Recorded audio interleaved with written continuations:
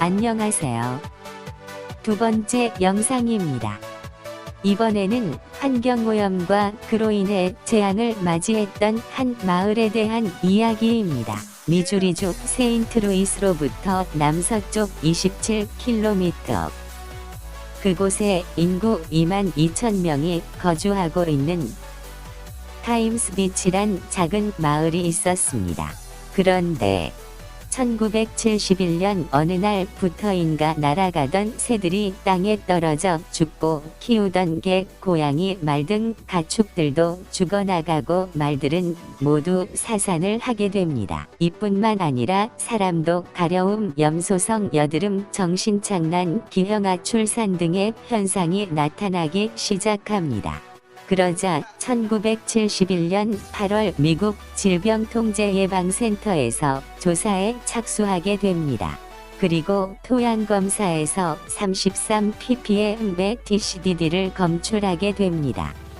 이는 미국 환경보호청 EPA가 지정한 기준치의 33,000배에 달하는 수치입니다. 이어서 이야기하기 전에 먼저 이 TCDD란 물질에 대해 이야기하자면 흔히들 들어본 다이옥신이란 물질 중에서도 가장 맹독성으로 알려져 있습니다. 다이옥신은 인간이 만든 유기화합물 중에서도 가장 강력한 독성 물질로 이는 청산가리의 1000배에 달한다고 합니다. 왜 이 평화로운 마을에 이런 일이 일어나게 되었을까요? 이는 마을로 드나드는 입구가 비포장 도로였기 때문에 차가 드나들 때마다 먼지 때문에 마을 주민들의 불편이 이만저만 아니었다고 합니다.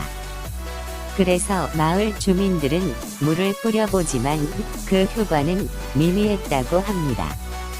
상황이 이리 되니 생각해낸 묘책이 비포장 도로에다 기름을 뿌려보니 훨씬 낫더라는 결론을 냅니다.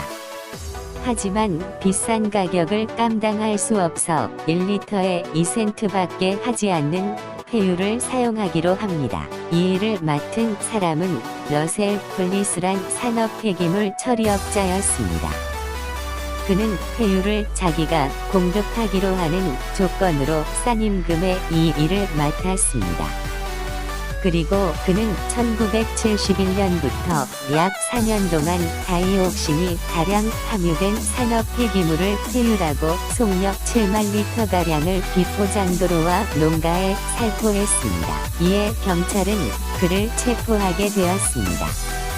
하지만 질병통제예방센터에서는 주민들에게 시간이 지나면 분해될 것이다라고 하면서 아무런 조치를 하지 않았습니다. 하지만 주민들은 고통을 계속 호소하였고 이에 심각성을 느낀 정부는 사건 발생 12년 후인 1983년 3,200만 달러를 투자하여 타임스비치의 모든 주민들을 이주시켰습니다. 이 모든 일에 책임 있는 러셀은 아이러니하게도 산업 폐기물을 폐유라고 속인 혐의만 인정되어 단 1년형을 선고받습니다. 이것은 인간의 무지에 의한 판결이었습니다. 재판 당시에도 다이옥신에 의한 오염의 유해성을 알지 못하였기에 이런 판결이 나게 된 것입니다. 이로써 타임스비치란 평화롭던 마을은 오염 12년 만에 폐허가 되었습니다. 이 지역은 1999년까지 정화 작업을 진행하였고 지금은 주립공원이 되었습니다.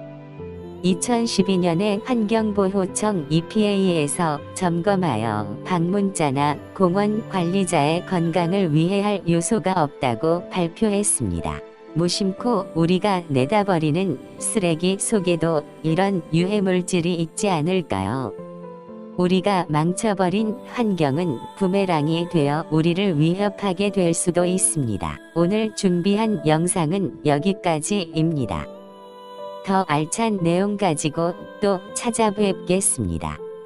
여러분의 구독과 좋아요는 제게 큰 힘이 됩니다.